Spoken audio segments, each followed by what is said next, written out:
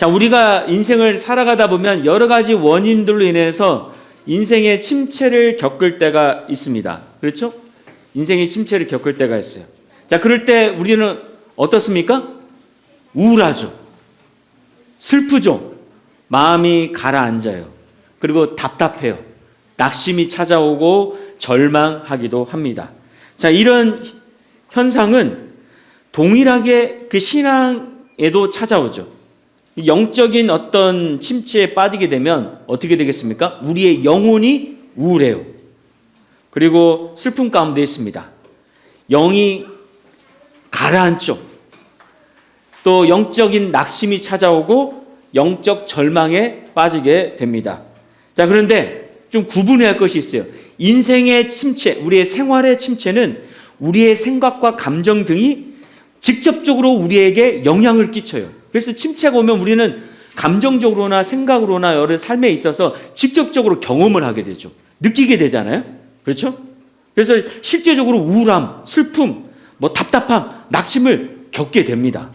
자, 그러나 영적 침체는 그렇게 되지 않을 수도 있다는 것이 문제예요. 내가 영적인 침체에 빠져도 내 인생이 살만하고 또는 평탄하게 느껴지고 행복하다고 느껴지게 되면 내가 영적 침체에 빠졌는지 전혀 모르게 됩니다. 맞습니까? 그렇지 않나요? 예. 반대의 경우도 마찬가지예요.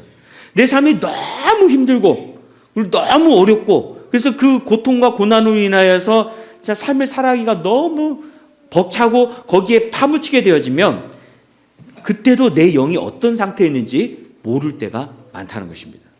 그런데 차라리 더 인생의 고통과 어려움과 슬픔과 낙심으로 인해서 그렇게 고난과 고통으로 내가 힘들 때 그때는 오히려 우리의 영이 깨어나는데 그것이 도움이 될 수가 있어요. 그런데 반대로 평탄할 때, 잘 될 때, 좋을 때는 내 감정과 삶에 휩싸이지 않고 내가 항상 좋은 상태에 있다 보니까 내 영이 어떤 상태에 있는지 가늠하지 못할 때가 훨씬 더 많다는 거예요. 차라리 고통과 힘들고 어려울 때 신앙인들은 오히려 일어설 수 있는 계기가 되지만 잘 될 때는 오히려 더 넘어지고 내가 영적 침체에 빠졌는지 모를 경우들이 너무 많다는 것입니다. 특히 우리 인간은 죄성을 가지고 있기 때문에 수시로 영적인 것보다도 육적인 것, 세상적인 것에 더 집중하며 살려는 경향이 크죠. 그래서 지금 내가 어떤 영의 상태인지 분별을 못하고 그냥 육신적인 삶만을 살 때가 많이 있습니다. 그러나 여러분, 이런 상황이 오래 지속되면 어떻게 될까요? 내가 인생이 살만하고 그래서 내가 영적으로 침체되는데 그걸 모르고 계속 인생이 살만하니까 계속 이렇게 살아가게 되면 어떻게 될까요? 우리 영이 어떻게 되겠습니까? 진짜 무너지죠. 병들어요. 그리고 하나님과의 관계가 점점 멀어지죠. 교회는 다니고 있는데 인생은 살만한데 하나님과 관계가 멀어집니다. 결국에는 악한 사단의 공격 앞에 쓰러지는 경우들이 너무나도 많습니다. 자, 그러면 내가 영적인 침체에 빠졌는지 안 빠졌는지 어떻게 알 수가 있을까? 자, 조엘 비키라고 하는 분이 영적 침체에서 벗어나는 길이라는 책, 아주 얇은 책을 썼는데 이 책에 보면 개인적인 우리의 인생에 영적 침체에 빠졌을 때 나타나는 현상들을 이게 몇 가지를 설명을 했습니다. 제가 한 3가지 정도를 추려왔어요. 첫 번째는 뭐냐? 영적 침체에 빠졌을 때 나타나는 현상이 기도를 소홀히 한다는 거예요. 기도를. 내가 예전보다 1년 전보다 또는 한 달 전보다 심지어는 며칠 전보다 기도에 소홀히 하고 있다. 그럼 난 지금 어떤 상태에 있다고요? 영적 침체의 입구에 있거나 아니면 빠져 있거나 아니면 한가운데 있거나 그렇다는 거예요. 자, 우리 테이블별로 한번 물어보세요. 당신은 기도를 소홀히 하고 있습니까? 열심히 하고 있습니까? 대답하기 힘들겠죠. 얼굴도 안 쳐다보네. 서로 민망해서. 자, 여기에서 소홀히 한다는 것은 단순히 기도를 안 한다. 그것은 아니에요. 기도를 해도 하나님과의 교제가 막혀 있는 상태, 세속적인 기도 제목, 인간적인 기도 제목으로만 하고 있다고 한다면 이것 자체도 기도를 소홀히 하고 있는 거죠. 왜? 주님과의 교제가 안 되고 있기 때문에, 관계가 막혀 있기 때문에 그렇죠. 저와 여러분은 요즘 어떻게 기도하고 있을까요? 특별히 하나님과의 어떤 교제를 나누고 있으며 또 하나님의 어떤 음성을 듣고 있는지 한번 우리의 모습을 되돌아보면서 내가 지금 어떤 영적 상태인지 한번 가늠을 해봤으면 좋겠습니다. 두 번째 현상은 뭐냐? 바로 은혜의 수단을 형식적으로 대한다는 거죠. 여러분, 은혜의 수단들이 뭐가 있습니까? 예배, 그죠? 아까 나온 기도도 은혜의 수단이죠. 하나님의 말씀, 그죠? 설교 말씀 또는 개인적인 묵상, 이런 것도 은혜의 수단이죠. 또 성도 간의 교제, 이것도 은혜의 수단이죠. 이것을 형식적으로 대한다는 거예요. 여러분, 이 테이블별로 앉아보니까 어떻습니까? 어떤가요? 우리가 성도들끼리 참 많이 교제가 없었구나, 좀 그런 느낌이 들지 않나요? 그런 게 안 느껴져요? 워낙 이 숫자로만 계속 살아와서 그게 다 그 사람이 그 사람이고 뭐 우린 다 가족이니까 가족끼리 왜 이래 뭐 그런 겁니까? 가족끼리 뭐 새로 인사하고 왜 그래? 그런 건가요? 특별히 예수님의 십자가를 생각할 때 아무런 감동이 없어요. 지금 뭐 사순절이라고 하는데 좀 있으면 이제 고난주간이 오는데 뭐 눈물도 없어요. 눈물도 없어. 그냥 2000년 전에 달리셨는가 보다. 그렇게 생각하고 은혜가 없죠. 은혜가 느껴지지 않아요. 예배를 드려도 하나님의 은혜가 그 삶 위에 없는 것을 우리가 경험하게 되어집니다. 이게 영적 침체에 빠졌을 때 나타나는 현상이에요. 세 번째는 뭐냐? 내면의 부패와 세속화가 점점 심화된다는 거예요. 여기서 내면의 부패는 뭘까요? 여기서 말하는 내면의 부패는 이 조엘 비키라는 분이 이중생활이라고 했어요. 이중생활. 저는 좀 혼합주의와 비슷한 말이라고 생각해요. 이중생활. 이스라엘 백성들이 하나님을 믿는다 하면서도 어떻게 했습니까? 우상숭배를 했죠. 이중생활을 했어요. 하나님은 떠나지 않았어요. 근데 세상 양쪽에 양다리를 거치고 그렇게 신앙생활을 했죠. 이중생활을 했어요. 그래서 이 이중생활에는 항상 뭐가 있습니까? 은밀한 죄가 있어요. 은밀한 죄가 거기에 자리를 잡고 있습니다. 당연히 내면의 부패가 증가하면서 삶 또한 세속화가 점점 심화되는 것을 알 수가 있어요. 그래서 여러분, 아브라함의 조카 롯은 어땠어요? 하나님의 부르심을 따라가는 것이 아니라 세상의 부르심을 따라갔잖아요. 그렇죠? 세상의 부르심을 따라갔잖아요. 어디로 갔습니까? 예? 조카 롯이 어디로 갔어요? 예? 그 땅이 어느 땅이에요? 예? 큰일 났네. 어느 주일학교를 나왔디야. 어디로 갔어요? 예, 소돔과 고모라로 갔잖아요. 유황불로 심판을 받은. 그러니까 세상을 기뻐하며 세상과 타협하는 이런 세속화가 심화된다는 거예요. 그런데 요즘 보면 다 신앙들이 이렇게 대답을 해요. 뭐 어때? 요즘은 다 이렇게 하는데. 그게 왜 중요해? 내가 중요하지. 이런 개인주의적이고 이기적인 세상의 논리를 따르는 신앙인들이 많이 있다는 것입니다. 자, 이런 모습들이 내 안에 있다고 한다면 나는 지금 어떤 모습이다? 어떤 상태다? 영적 침체에 빠져 있다. 나는 당당하게 아니다 라고 손드실 분. 이럴 줄 알았어요. 내가 이렇게 물어보면 아무도 대답을 안 할 거예요. 그럼 나는 영적 침체에 빠져 있다. 솔직하게 한번 표시를 하실 분. 뭐예요, 그러면 이게 뭐? 저분들은 오히려 솔직하시네. 최 집사님 영적 침체에 안 빠져 있어요? 네? 대답을 안 하시네. 정민정 집사님. 맞아 있어요? 네, 솔직하시네. 네, 솔직해야죠. 뭐 저라고 뭐 안 빠져 있겠습니까? 저도 빠져 있죠. 예. 자, 그러면 여러분, 우리가 이 침체에 빠지게 되어지면 우리를 옆에서 돕는 존재가 누굴까요? 예? 성령이 도와요? 물론 성령께서 너 거기서 빠져나와 막 이렇게 할 수 있는 하겠지만 더 적극적으로 돕는 존재가 있죠.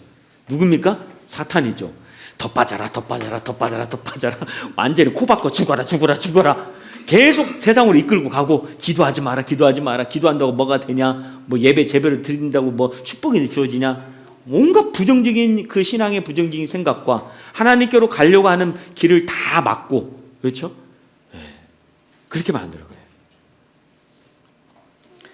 자, 여러분, 우리가 이 기준들을 보면서 우리는 어떻게 해야 할까? 내가 이 세 가지 중에 한 가지라도 소속되어 있다고 한다면 나는 영적 충만은 아니에요. 그렇죠? 영적 침체의 비슷한 모습 또는 그 한가운데 있을 수 있습니다. 이때 우리에게 정말로 필요한 게 뭘까? 저는 바로 돌파라고 생각해요. 돌파. 이 영적 침체를 돌파하고 일어나는 것이 필요하고 생각해요.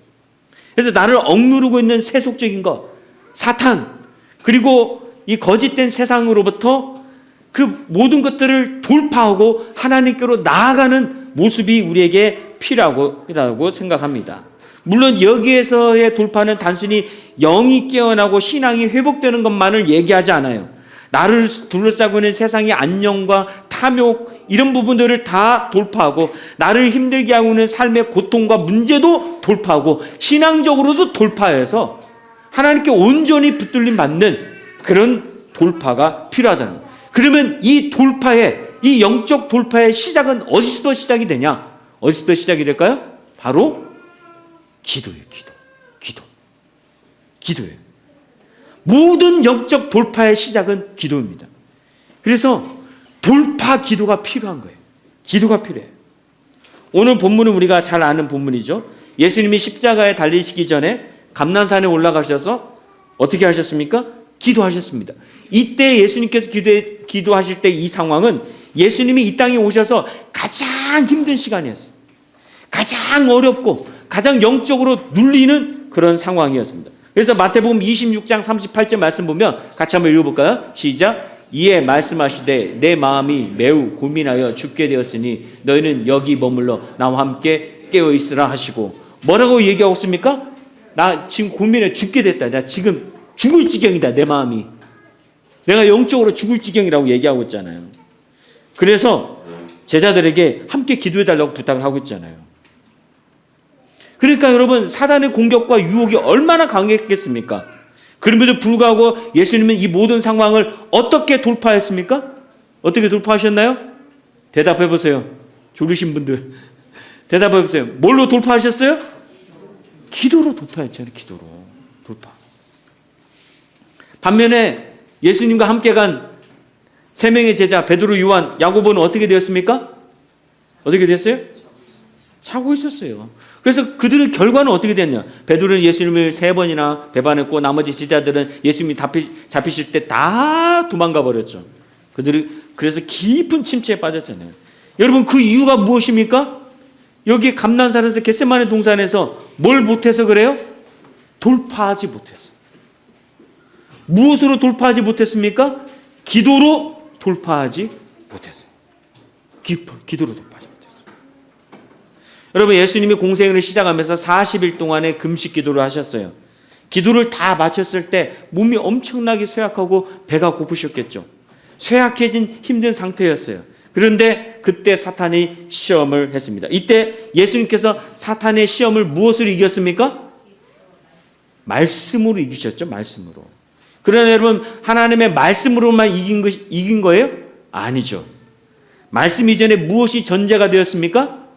40일 금식 기도죠. 그렇죠? 40일 금식 기도. 기도가 먼저 전제가 되었고 뒷받침되었어요. 그래서 예수님은 금식 기도와 말씀으로 사탄의 시험을 돌파하신 거죠. 돌파하신 거예요. 예수님이 변화산에 올라갔다가 내려왔을 때 어떤 일이 벌어졌습니까? 어느 귀신 들린 아이를 제자들이 막 고치려고 귀신을 쫓아내려고 막 노력을 했지만 할 수가 없었어요. 그래서 귀신 들린 이 아이의 아버지가 예수님을 보고 무엇을 하실 수 있거든 우리를 불쌍히 여기사 도와주십시오라고 이렇게 얘기를 합니다. 그때 예수님께서 뭐라고 말씀하셨습니까? 할 수 있거든이 무슨 말이냐? 믿는 자에게는 능히 하지 못할 일이 없느니라. 믿는 자에게는 하지 못할 일이 없느니라. 이렇게 말씀하시면서 귀신을 내쫓았어요. 나중에 제자들이 예수님께 조용히 물었죠. 왜 우리는 못했습니까?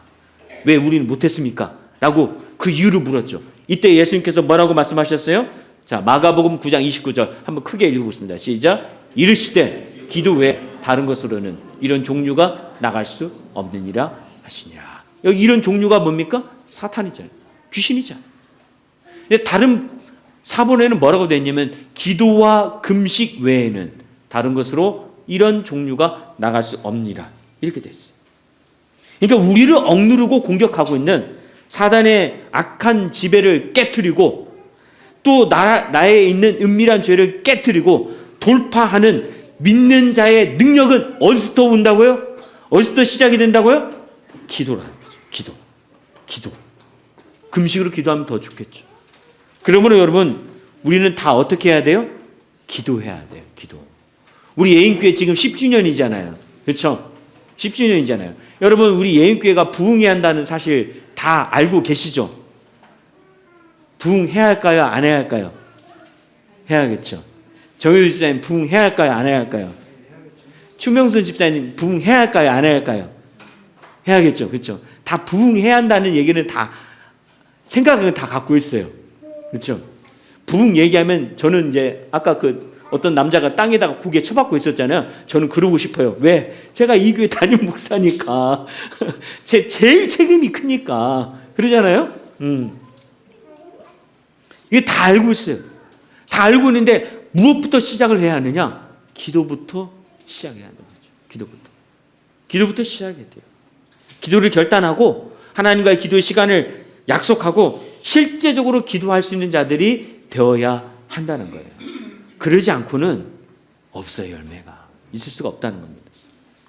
자, 오늘 말씀을 자세히 보면 예수님께서 감난산에서 기도로 돌파하게 된 힘이 어디서부터 축적이 되었는지를 알 수가 있습니다. 그냥 그때 그 순간에만 기도해서 된 것이 아니라는 거죠. 자, 39절 같이 읽어보겠습니다. 시작. 예수께서 나가사 습관을 따라 감난산에 가심에 제자들도 따라갔더니 있습니다. 그러니까 예수님은 어떻게 했습니까? 일상에서 기도하는 거룩한 습관이 자리 잡고 있었다는 거예요. 여기서 말하는 기도하는 습관은 뭐 5분이나 10분 또는 밥 먹을 때 기도하는 거, 잠자기 전에 잠깐 기도하는 거, 그런 건 얘기한 것은 아니겠죠. 이거라도 하면 다행이지만, 그렇죠? 양적으로, 질적으로 충분한, 부실한 기도가 아니라 충분한 기도라는 거, 습관을 따라. 이것이 뒷받침되었다는 거죠. 그래서 가장 중요한 순간에 기도할 때 돌파할 수 있었다는 거죠. 여러분, 하나님이 기뻐하시는 뜻을 구하고 하나님과 깊은 교제를 갖는 참된 기도가 뒷받침되었기 때문에 가장 중요한 순간에 주께서는 돌파하시고 십자가로 나아가는 힘과 능력을 얻게 된 줄로 믿습니다. 아멘.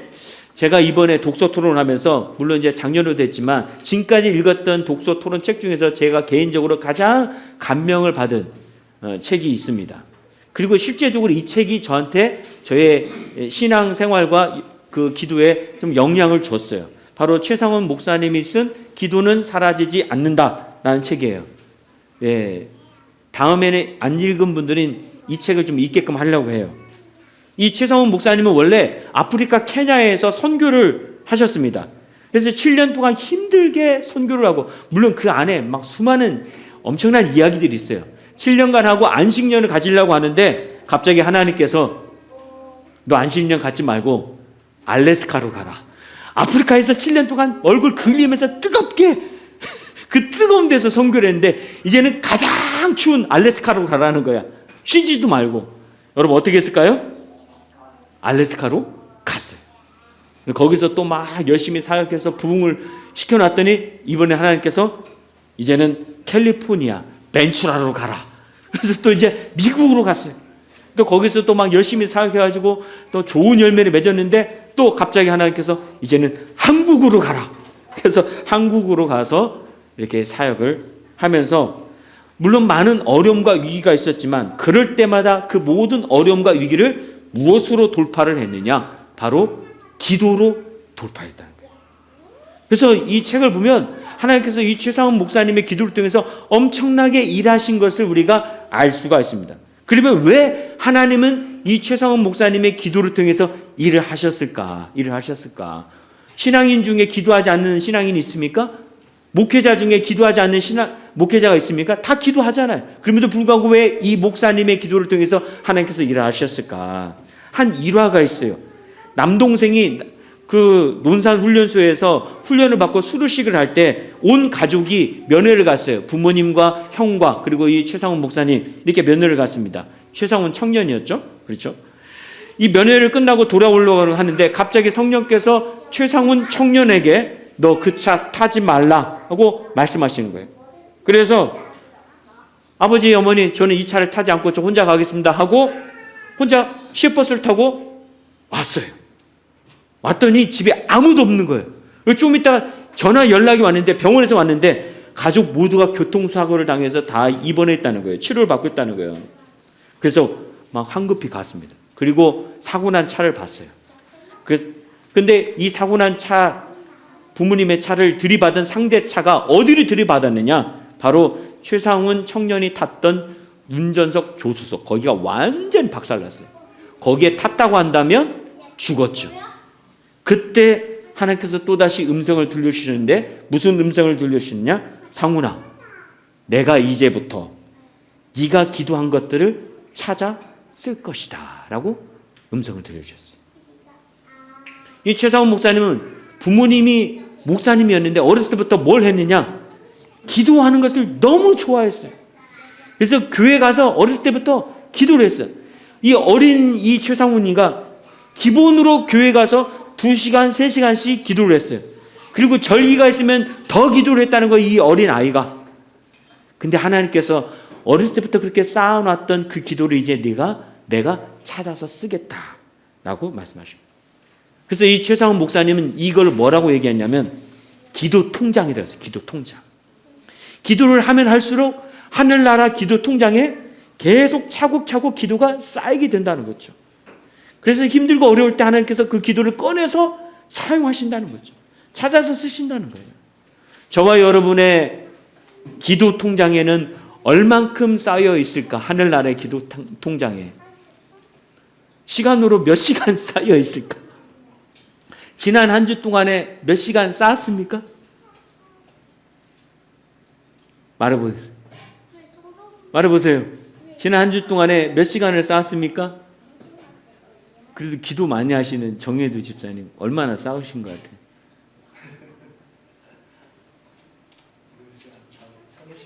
예? 서너 시간. 우리 김군자 전사님도 기도 많이 하시는데 몇 시간 쌓으셨나요?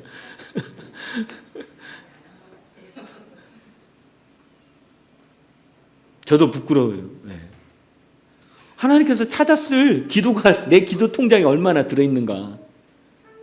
특별히 하나님의 영광과 하나님의 나라를 위한 기도는 얼마나 쌓여 있는가. 한번 생각해 보세요. 내가 주를 위해 살고 하나님의 나라, 우리 하나님의 나라에 대해서 많이 배웠고 했는데 하나님의 나라를 위해서 우리가 뭔가 쓰임받기를 원하고 또 이 교회 안에서도 쓰임받기를 원하는데 과연 그것을 위한 기도가 내가 얼마나 기도 통장에 쌓아두었는가. 내 개인적인 문제, 가정의 문제는 막 쌓아놓고 막 수없이 쌓아놨는데 하나님의 나라를 위한 기도는 얼마나 쌓았는가. 잘 생각해 보십시오. 이대로 가서 주님을 만나게 된다면 얼마나 부끄럽겠습니까? 그러지 않겠습니까? 하나님의 인도하심을 구하라라고 하는 책을 쓴 유기성 목사님은 이렇게 말씀하셨습니다. 우리가 드리는 기도는 영적 싸움입니다. 하나님의 뜻대로 기도하라는 것은 영적 싸움이 있기 때문입니다. 우리가 기도하지 않는데 하나님의 뜻이 저절로 이루어지지는 않습니다. 기도하지 않으면 마귀가 원하는 역사가 나타납니다. 기도를 안 하면 표가 납니다.